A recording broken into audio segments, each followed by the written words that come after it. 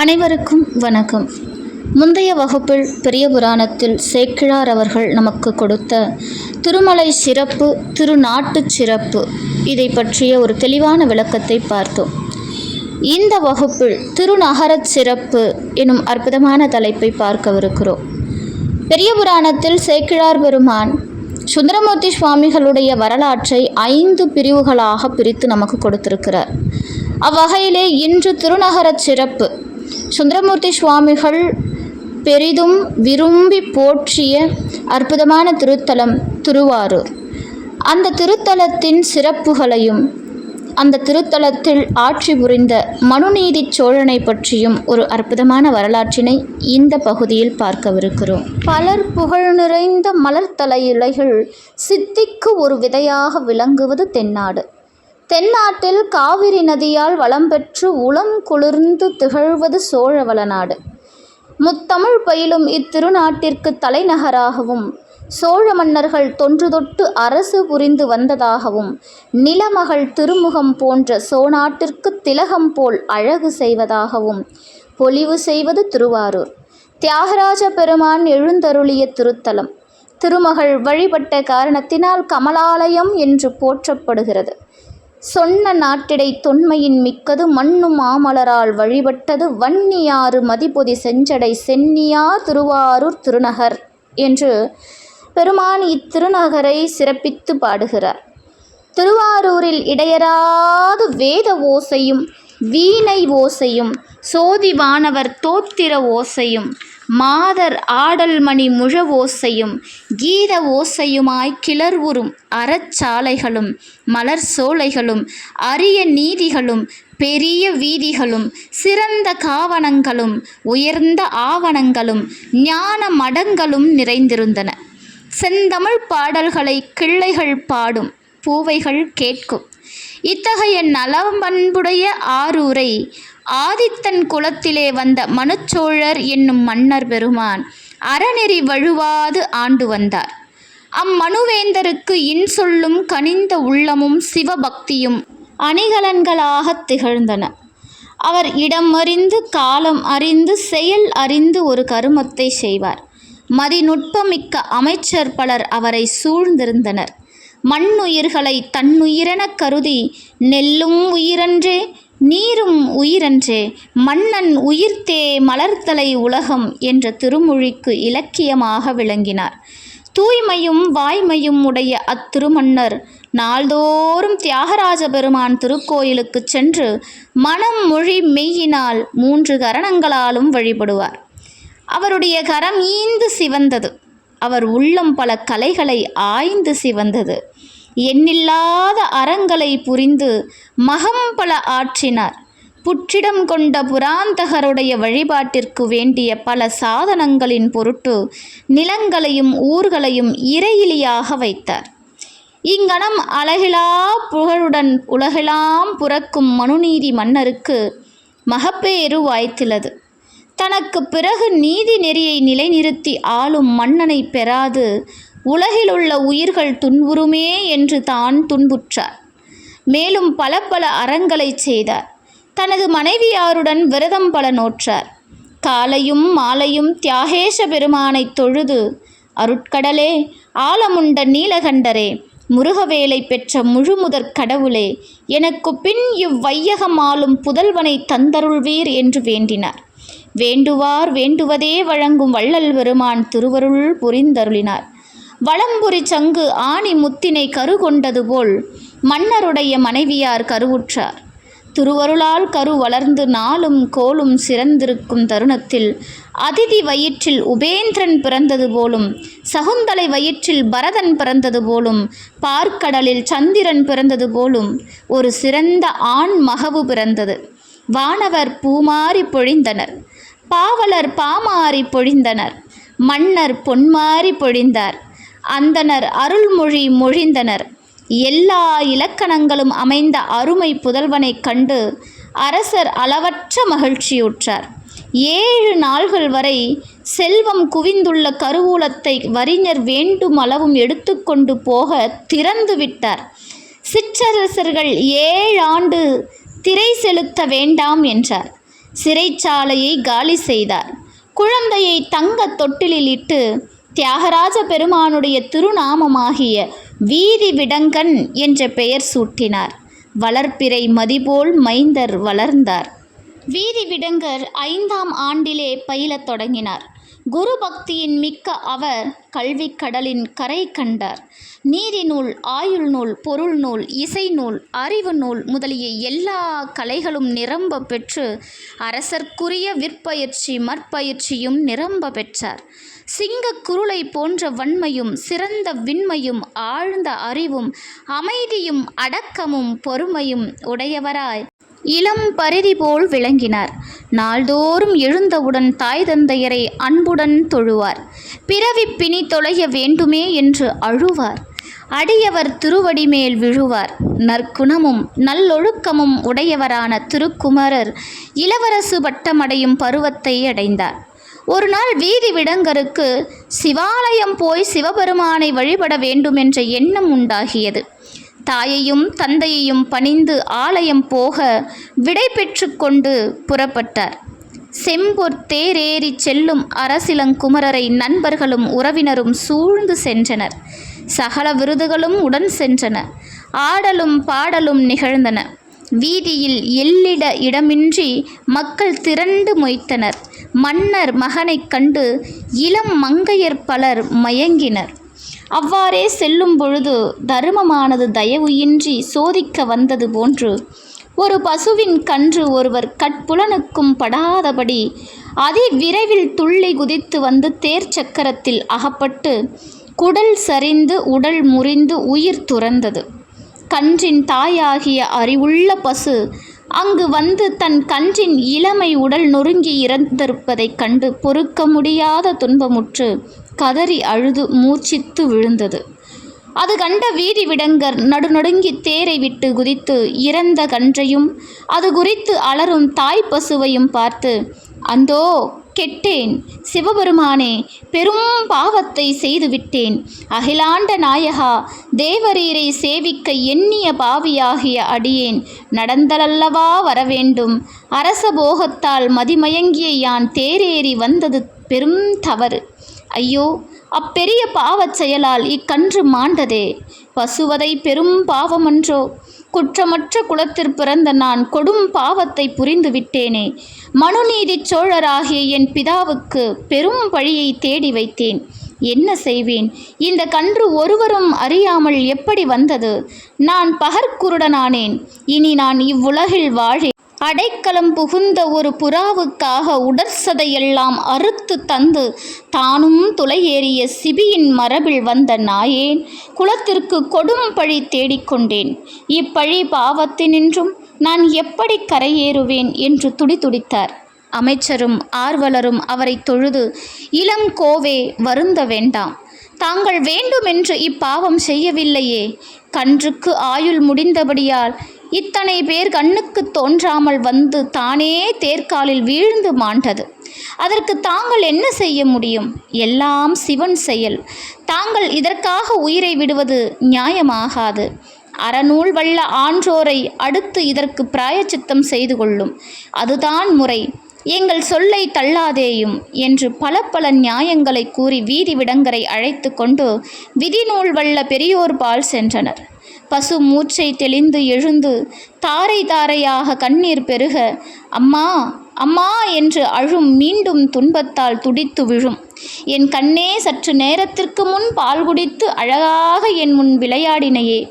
ஐயோ, உன் இளமையான உடம்பு இப்படி முறிந்து மாண்டனையே. என் மீது தேர் ஏறினார் போல் தோன்றுகின்றதே. நீ எவ்வாறு துடித்தனையோ? இனி உன் அழகிய முகத்தை காணும் நாளும் உளதோ? உன்னை பெறுதற்கு நான் எத்தனையோ நாள் தவம் புரிந்தேனே. எத்தனையோ நாள் புல்லும் தண்ணீரும் உட்கொள்ளாமல் பட்டினி கிடந்தேனே. என் அருமை குழந்தாய், பெற்ற வயிறு பற்றி எரிகின்றதே. உன்னை கொன்றவர் இன்னார் என்று தெரியவில்லையே. உன்னை காணும் தோறும் என் மடியில் பால் சுரக்க என் உடம்பு பூரிக்குமே. நான் என்ன பாவம் செய்தேனோ? கொலையும் புலையும் களவும் பொய்யும் அணுவளவும் இல்லாத கருணை நிறைந்த இந்த ஊரில் நெஞ்சம் அஞ்சாமல் உன்னை கொன்றவன் யாரோ? தெய்வமே, நான் என் செய்வேன்? என் தலையேற்று செங்கன்று உன் திருவடிக்கு வந்ததோ? இந்நகரை ஆளுகின்ற மன்னர் பெருமான் நீதி தவறாதவர், இதனை அவருக்கு அறிவிப்பேன் என்று புலம்பியது. குடிகளுக்கு குறை ஏற்பட்டால் அரசனுக்கு அறிவிக்குமாறு அரண்மனை வாயிலில் ஓர் ஆராய்ச்சி மணி கட்டி வைக்கப்பட்டிருந்தது. அது இதுகாரும் ஒரு நாளும் அசைந்ததன்று. பசுவானது பரிதாபமுடன் ஓடி வந்து தனது கோட்டால் அம்மணியை கணீர் என்று அடித்தது. பழிப்பறை முழக்கோ பாவத்தின் ஒலியோ, வேந்தன் வழித்திருமைந்தன் ஆவி கொளவரும் மரளியூர்தி கழுத்தணி மணியின் ஆர்ப்போ என்று யாவரும் துணுக்குற்று அஞ்சி ஏங்க அம்மணியின் ஓசை எங்கும் கேட்டது. கருணையே ஒரு வடிவம் எடுத்தது போன்ற மனு சக்கரவர்த்தி அவ்வோசையை கேட்டு நடுநடுங்கி எழுந்து, ஆருக்கு என்ன குறையோ? ஒரு நாளும் அசையாத மணியை இன்று அசைத்து அடித்தது யாரோ? அன்று ஓடி வந்தார். காவலர் தொழுது இப்பசு இதனை அடித்தது என்றனர். கண்ணீர் சொரிந்த வண்ணமாய் கதறி பதறி நிற்கும் அப்பசுவை அரசர் கண்டு வருந்தினார். அருகில் நிற்கும் அமைச்சர்களை இகழ்ந்து நோக்கி, நும் அமைச்சதிடம் இருந்தவாறு என்னே, இப்பசுவுக்கு தீங்கு செய்த பாதகன் யார்? ஏன் இது அழுகின்றது என்று வினாவினார். அருகில் நின்ற அமைச்சன் அஞ்சி, வேந்தர் வேந்தே, இப்போதுதான் நானும் கேள்வியுற்றேன். நமது செல்வ புதல்வர் தேரேறி சென்றபோது இப்பசுவின் கன்று எப்படியோ ஒருவர் கண்ணுக்கும் படாமல் துள்ளிச் சென்று தேர் சக்கரத்தில் அகப்பட்டு மாண்டு விட்டது. அதனால் இத்தாய்ப்பசு அளவற்ற அல்லற்பட்டு ஆராய்ச்சி மணியை அசைத்தது என்றான். வெந்த புண்ணில் விடந்தடவிய வேள் நுழைந்தாற்போல் அச்சொல் அரசருடைய செவியில் நுழைந்தது. அங்கனமே மூர்ச்சித்தார். அங்கிருந்தோர் தெளிவித்தனர். அந்த பசு எவ்வளவு துன்பமுற்றதோ அவ்வளவு துன்பத்தை அரசரும் அடைந்தார். ஐயோ, என் அரசாட்சி நன்று நன்று.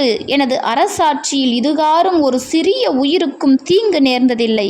பசுவுக்கு கன்றிடம் அளவற்ற அன்பு உண்டென்றோ? இந்த பசுவின் கண்களில் அருவி போல் நீர் வருகின்றதே, இதை கண்டும் இன்னும் என் உயிர் பிரியவில்லையே. மணியை அசைத்தால் மன்னன் மனத்துயரை நீக்குவான் என்று கருதியென்றோ இது மணியை அசைத்தது? பசு உலக மாதாவன்றோ? சிவபெருமானுக்கு பஞ்சகவ்யம் தருவதும் திருநீற்றுக்கு அனுகூலமாக சாணத்தை தருவதும் பசுவே என்றோ? சாதுவான உயிராயிற்றே. பசுக்கொலை மிகப்பெரிய பாவமன்றோ? இதற்காக நான் பிள்ளையை பெற்றேன். பிள்ளை இல்லாமல் நெடுதுகாலம் தவம் கிடந்தேன். தியாகராஜ பெருமான் திருவருளால் பிள்ளையை பெற்றேன். நற்குணங்கள் யாவும் பொருந்திய நல்ல பிள்ளையை பெற்றேன் என்று எண்ணி எண்ணி இதயம் மகிழ்ந்தேனே. என் தலையில் இடி விழுந்தது. அந்தோ, இப்பாவி மகன் ஏன் தேரேறிச் சென்றான்? சென்றவன் எச்சரிக்கையாக செல்ல வேண்டாவோ? இப்பசுவின் துயரை என்ன செய்து ஆற்றுவேன்? இப்பிறப்பில் அணுவளவும் நான் குற்றம் புரிந்ததில்லை. முற்பிறப்பில் செய்த வினை இங்கனம் வந்து மூண்டது போலும். என் செங்கோல் கொடுங்கோலாக ஆனதே. மண்ணுயிர் புறந்து வையகம் பொது கடிந்தரந்தினீடும் எண்ணெறி நன்றால் என்னும் என் செய்தால் தீருமென்னும் தன்னிலங்கன்று காணா தாய்முகம் கண்டு சோறும் அந்நிலை அரசனுற்ற துயரமோர் அளவிற்கன்றால் என்று இவ்வனம் பலவாறு பண்ணி பண்ணி புலம்பினார். திசைகளெல்லாம் திகைத்து பார்ப்பார். உயிரற்ற உடல் போல் அசையாது நிற்பார். தன்னுயிரை வெறுப்பார். 10,000 தேள்கள் கொட்டியது போல் பரிதவிப்பார். பதைத்து உருகுவார். கீழே விழுந்து உருளுவார். அரசருடைய அல்லலை கண்டு கல்லும் புல்லும் உருகின. அமைச்சராதியோர் அலறினார்கள். வானவர் மருண்டனர். மன்னவர் உருண்டனர். மந்திரிமார்கள் மன்னரை வணங்கி, அரசே, எமது சொற்களை கேட்டருளும். தாங்கள் கருணை கடல், அதனால் இவ்வாறு துன்புறுகின்றீர். தங்கள் புதவர் அறிந்து இத்தவறு செய்தாரில்லை. அவர் அருளின் வடிவம். ஓர் எறும்புக்கும் தீங்கு செய்யாதவர். செடி கொடிகள் காற்றினால் அசைய கண்டாலும் கண்ணீர் ததும்ப அவைகளை அணைத்து அளக்கணுவார். கருணை மிக்க அவர் மீதும் குற்றமும் இல்லை. விதியினால் ஏவப்பெற்ற கன்று 10,000 பேரையும் தாண்டி வந்ததுதானே. தேரில் சிக்கி உயிர் விட்டது. அதற்கு அவர் என்ன செய்வார்? எல்லாம் அறிந்த தங்களுக்கு நாங்கள் அதிகம் கூற வேண்டாம். அறியாமல் நேர்ந்த இக்கொலைக்கு ஏற்ற பரிகாரம் தேடுவதே முறை என்றனர். அது கேட்ட அரசர், அமைச்சர்களே, நன்று கூறினீர். நடுநிலை தவறாதவர்க்கு இது நியாயமாகாது. தனக்கென்றால் ஒரு நியாயம், பிறர்க்கென்றால் ஒரு நியாயமா? நீங்கள் பட்சபாதகமாய் பேசுகின்றீர். தன்னாலும் தன் பரிசனத்தாலும் பகைவராலும் கள்ளராலும் விலங்குகளாலும் தீங்கு நேரா வண்ணம் குடிகளை தன்னுயிர் போல் தருமநெறி தவறாமல் காப்பதன்றோ மன்னனது கடமை? என் மகன் செய்தான் என்று பிராயச்சித்தம் செய்வித்தும் மற்றவன் செய்தால் மரண தண்டனை விதித்தால் தர்மம் சலியாதோ? தீரா பழியும் பாவமும் ஆகாவோ? எப்போதும் உயிர்க்கு இறுதி நேர்ந்தாலும் உறுதியின்று தவறாத நீவீர் ஏன் இப்படி கூறுகின்றீர்? அதுவும் யான் செய்த வினையே போலும். மனுச்சோழன் என்ற பெயரை தாங்கிய நான் அணுவளவும் அம்மனு நெறியினின்றும் வழுவுவேனோ? வழுவினால் 28 கோடி நரகமும் என்னை வாவென்று அழைக்குமே. கன்றை இழந்த பசுவைப் போல் நானும் மகனை இழந்து வருந்துவதே நியாயமாகும் என்றார். மதிநலம் படைத்த மந்திரிகள் கேட்டு மனம் திடுக்கிட்டு மன்னர் பெருமானை பணிந்து கூறினார்கள். மாநிலம் காக்கும் மகிபரே, கேட்டு அருளும். தாங்கள் கூறுவது நியாயமாகாது. பசுவதை புரிந்தோர்க்கு அறநூல்களில் பிராயச்சித்தம் வகுக்கப்பட்டுள்ளது. இறந்த பசுவின் தோலை போர்த்து கொண்டு பசுமந்தையில் வசித்தும், கோணீரால் குளித்தும், பசுவை காத்தும், பசுதானம் புரிந்தும், பசுக்கள் புல்மேயும் போது வெயிலில் இருந்தும், பசு மழையில் நனையும் போது தானும் நனைந்தும், பட்டினி கிடந்தும், உயிர் புறக்குமாறு சிறிது காய்கனிகளை அருந்தியும் 12 ஆண்டுகள் இருக்க வேண்டும் என்பதே கழுவாயாகும். அதனை விட்டு மகனை கொள்வது முறையன்று. மேலும் இளங்கோ பசுவின் கன்றை வேண்டுமென்றே தெரிந்து கொள்ளவில்லை, தானே வந்து தேரில் வீழ்ந்து இறந்தது என்றனர். மனுச்சோழரோ, அமைச்சர்களே, பசுவதைக்கு கழுவாய் அறநூலில் கூறியிருப்பதை நான் அறிவேன். அது உயிரில் விருப்பமுள்ளவனுக்கும் காமிய கருமங்களை செய்பவனுக்கும் விதித்த சாமானிய தர்மமே ஆகும். சிவகதி அடைய விரும்பியவர்களுக்கும் பற்றற்றவர்களுக்கும் விதி ஆகாது. பசுவின் கன்று மாண்டதற்கு என் மகனே காரணம். என் மகனுக்கு பிராயச்சித்தம் விதிப்பேனேயாயின் அதனால் பசுவின் துயரம் நீங்குமோ? கடப்பாறையை விழுங்கிவிட்டு சுக்கு நீர் உண்டது போலுமே ஆகும். தன் அருமை கன்றை இழந்து பசு அலறுவது போல் என் ஒரு மைந்தனை இழந்து நான் அலற வேண்டும். அதுவே சிறந்த நீதி. சாமானிய நீதி, விசேட நீதி என்று 2 வகைப்படும். விசேட நீதியை அனுசரிக்கும் என்னிடத்து சாமானிய நீதியை கூற வேண்டாம் என்றார். அமைச்சர்கள், அண்ணலே, தாங்கள் கூறுவது நியாயமே. ஆயினும் சிந்திக்கத்தக்கது ஒன்று உள்ளது. 6 அறிவு படைத்த மனிதனை மனிதன் கொன்றால்தான் மரண தண்டனை விதிக்க அறநூல் விதித்துள்ளது. இது 5 அறிவு படைத்த பசுவின் கன்று. உயிர்களில் தாரதமியம் உண்டு. 5 அறிவு படைத்த கன்றின் கொலை குறித்து 6 அறிவு படைத்த மைந்தனை கொள்வது சிறந்த நீதி ஆகாது என்றனர். நீதியின் நுட்பம் அறிந்த நிருபர், அமைச்சர்களே, நமது மதிநுட்பம் சால அழகியது. அறிவு என்பது உடம்பினை குறித்த தன்று. உயர்வு தாழ்வு உடம்பையும் பிறப்பையும் சேர்ந்த தன்று. மனிதனுக்கு பகுத்தறிவு இல்லையேல் விலங்குதான். விலங்கு அவ்வறிவு வாய்க்க பெறுமேல் அது மனிதன்தான். மனிதரில் விலங்குண்டு, மனிதரில் மனிதனுண்டு, மனிதரில் தேவருண்டு. அதுபோல விலங்கில் விலங்குண்டு, விலங்கில் மனிதருண்டு, விலங்கில் தேவருண்டு. திருவானைக்காவில் சிவபெருமானுக்கு வெயிலும் சருகுகளும் படா வண்ணம் பந்தர் செய்த சிலந்தியையும் 30 பெருமானை பூசித்த யானையையும் விலங்கென்று கூறலாமா? உயர்வு தாழ்வு அறிவை குறித்ததே ஆகும். தன் கன்று மாண்டது குறித்து அழுது யாராவது தமக்கு தீங்கு செய்வாராயின் இம்மணியை அசைத்தால் நான் நேரில் அவருக்கு நியாயம் வழங்குவேன் என்று வாயிலில் கட்டிய மணியை அசைத்து என்னிடம் அறிவித்து நியாயத்தை எதிர்பார்த்து நிற்கும் இப்பசுவையும் இதன் கன்றையும் 5 அறிவு படைத்த விலங்கென்றோ கூறுவது? இவ்வறிவு மனிதருக்கும் உண்டாகாதே. ஆதலினால் மனித கொலைக்கு ஏற்ற தண்டனையே இதற்கும் உரியதாகும்.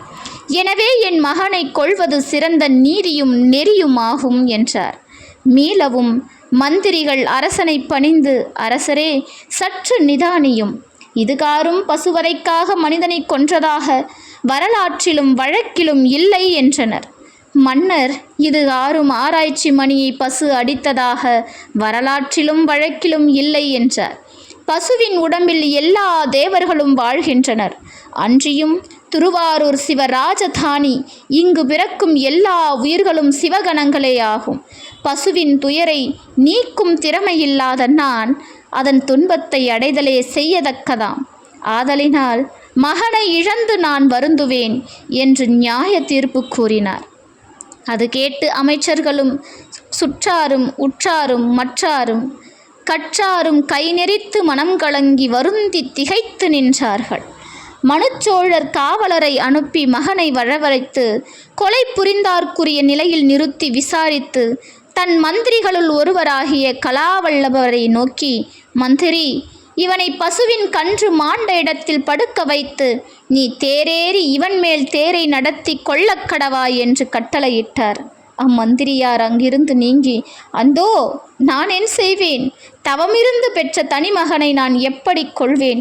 அமிர்தத்தை கமரில் விட்டு வா என்று கட்டளையிட்டது போல் அரசர் கட்டளையிட்டாரே. அரசர் கட்டளையை மறுப்பதும் குற்றம், சிறுமகனை கொள்வதும் குற்றம்.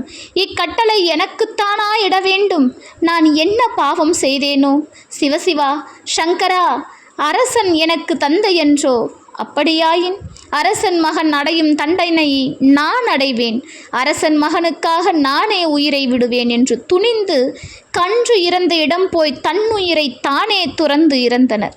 இதனை தூதர் மன்னரிடம் ஓடி கூறினார். அருள் நிறைந்த அரசர் கோமான் அது கேட்டு அலறினார். துன்பத்திற்கு மேல் துன்பம் எய்தினார். பழிக்கு மேல் பழியும் பாவத்திற்கு மேல் பாவமும் உண்டாகியதே. அந்தோ அன்புள்ள என் அமைச்சன் மாண்டானே, அவன் மாண்டதற்கு நானன்றோ காரணம்? மகன் பசுவின் கன்றை கொன்றான், நான் மந்திரியை கொன்றேன். தியாகேஷா, இப்படியும் என்னை சோதிக்கலாமா?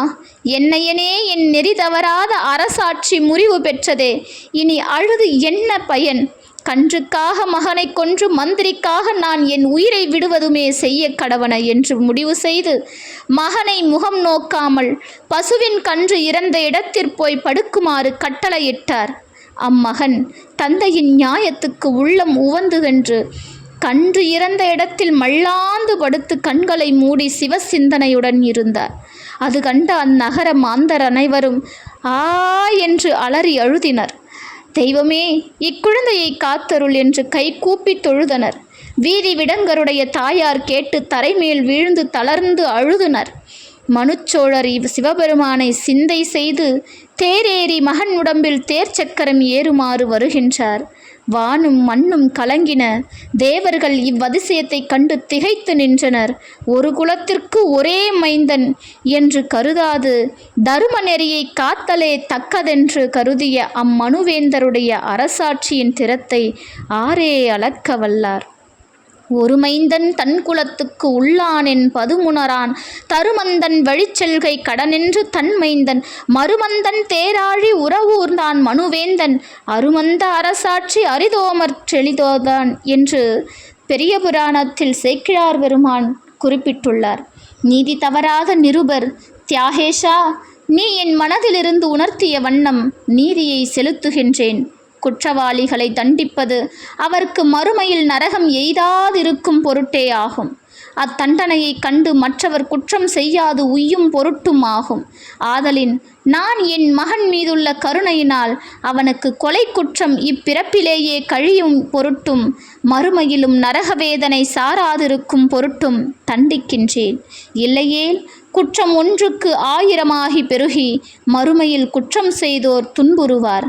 கருணைக்கடலே, என் மகனுடைய ஆவி குற்றம் மகன்று நன்மையடைக என்று தியாகராஜ பெருமானை தியானித்து மகன் மீது தேரை செலுத்தினார்.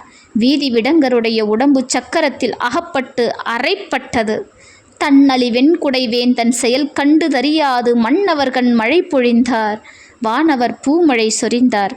அண்ணலவன் கண்ணெதிரே அணிவீதி மழவிடை மேல் விண்ணவர்கள் தொழ நின்றான் வீதி விடங்கப் பெருமான். அது கண்ட மன்னவர் கண்மாரியும் விண்ணவர் பூமாரியும் பெய்தனர். தேவரும் கணங்களும் புடைசூழ மழவிடை மீது மணிகண்ட பெருமான் உமையம்மையரோடு தோன்றி அருளினார். அகக்கண்ணால் கண்ட ஆண்டவனை அரசர் புறக்கண்ணாலும் கண்டார்.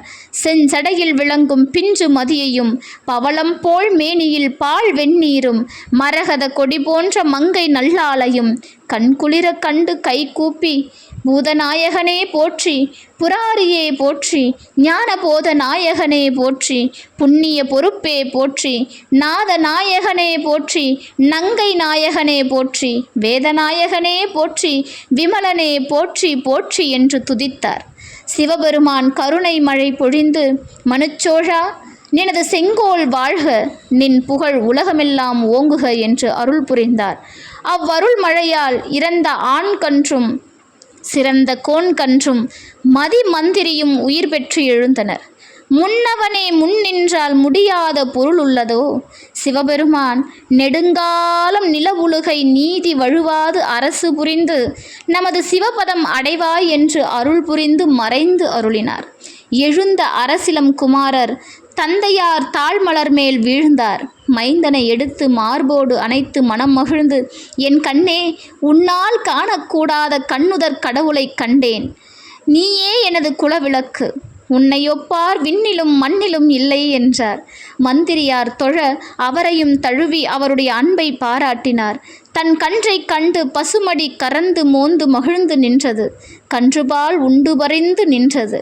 அடிபணிந்த திருமகனை ஆகமுறை எடுத்தணைந்து நெடிதுகொழ்ந்து அருந்துயர் நீங்கினான் நிலவேந்தன். படிசுரந்து மொழிதீம்பால் வரும் கன்று மகிழ்ந்துண்டு படிநனைய வரும் பசுவும் பருவரல் நீங்கியது அன்றே. இவ்வதிசயத்தை கண்டு எல்லோரும் இன்பக்கடலில் மூழ்கினர். அரச மாதேவிய அளவற்ற ஆனந்தமுற்று மகனை அணைந்து மகிழ்ந்தார். எல்லோருமமாக திருக்கோயிலுக்கு போய் பெரும் கருணை புரிந்த பிறைமுடி பெருமானுக்கு அபிஷேக ஆராதனைகள் செய்வித்து வாயார வாழ்த்தி தலையார கும்பிட்டு நெஞ்சார நினைத்து முறைப்படி வழிபாடு செய்தனர். இவ்வரசாட்சி திறத்தை உலகெல்லாம் புகழ்ந்து போற்றினர். பின்னர் மன்னர் மகனுடன் அரியணை மீது இருந்து தன்னலியுடன் மண்ணகமெல்லாம் மாட்சியுமை உற ஆட்சி புரிந்தார். இவ்வரும் பெரும் கருணை வரலாற்றை அன்பர்கள் ராமலிங்க அடிகள் எழுதிய மனுமுறை கண்ட வாசகத்தினாலும் அதன் நுட்ப திட்பங்களை அருமுக நாவலர் எழுதிய சூசகத்தாலும் படித்து இன்புறுக.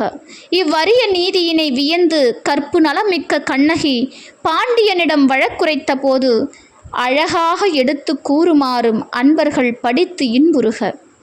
தேரா மன்னா செப்புவதுடையேன், எள்ளரு சிறப்பின் இமையவர் வியப்ப புல்லுரு புன்கண் தீர்த்தோன், அன்றியும் வாயில் கடைமணி நடுநா நடுங்க ஆவின் கடைமணி யுகும் நீர் நெஞ்சு சுடத்தான் தன் அரும்பெறர் புதல்வனை ஆழியில் மடித்தோன். வள்ளலார் அருளிய மனுமுறை கண்ட வாசகம்.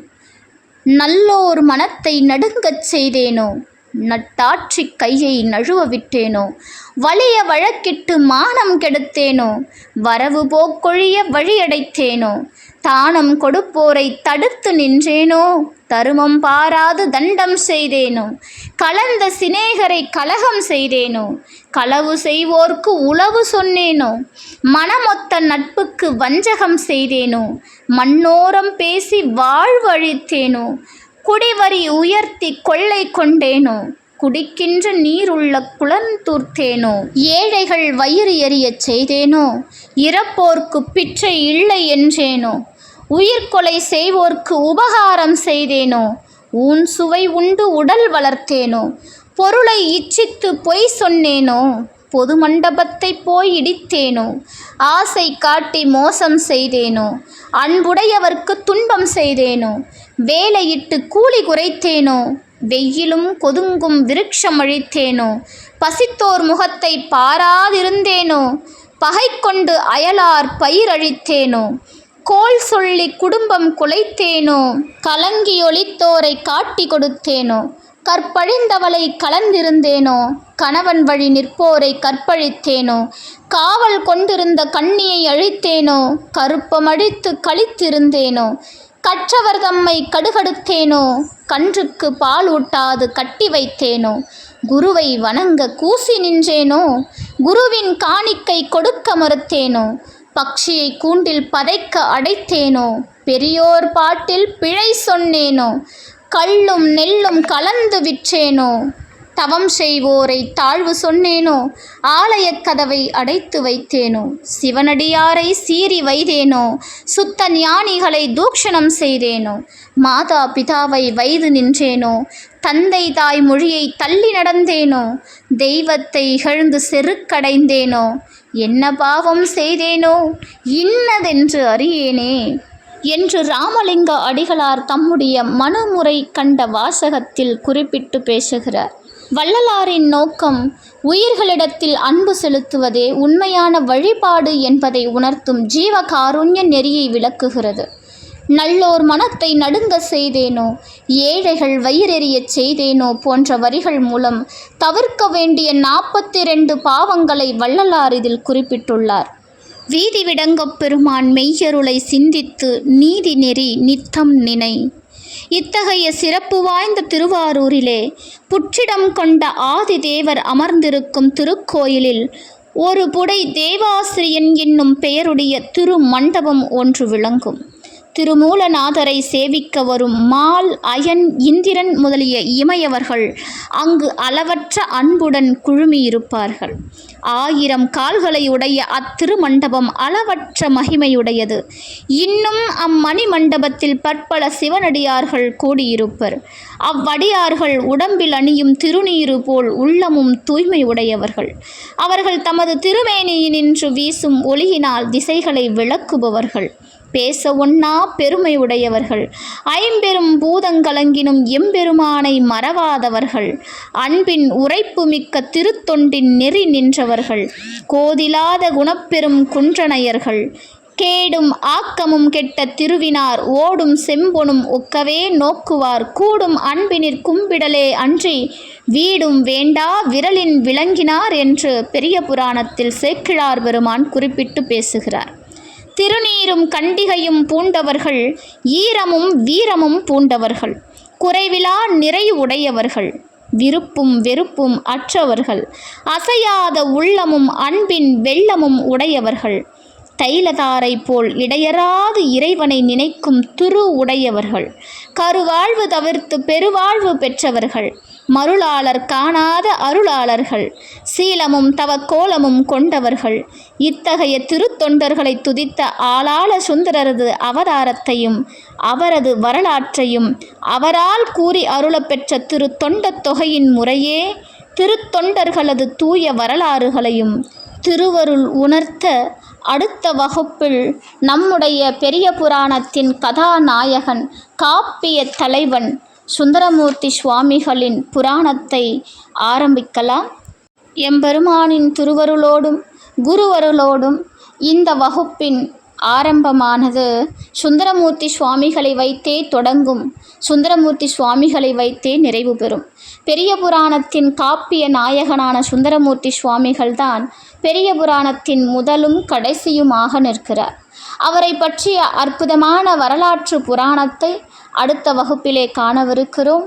இந்த வகுப்பில் திருநகரச் சிறப்பையும் திருக்கூட்டச் சிறப்பையும் அற்புதமாக கேட்டு ரசித்தோம். பெரிய புராணம் என்னும் மகா காப்பியத்தில் பயணிக்கும் அடியார் பெருமக்களின் திருவடியை வணங்கி இந்த பதிவை நிறைவு செய்கிறேன். நன்றி, வணக்கம். நம பார்வதி பதையே, ஹர ஹர மகாதேவா. தென்னாடுடைய சிவனே போற்றி, எந்நாட்டவர்க்கும் இறைவா போற்றி. ஏகம்பத்துரையந்தாய் போற்றி, பாகம் பெண்ணுரு ஆனாய் போற்றி. அண்ணாமலையமன்னா போற்றி, கண்ணாரமுதக் கடலே போற்றி. காவாய் கனகத்திரளே போற்றி, கையிலை மலையானே போற்றி போற்றி. திருச்சிற்றம்பலம்.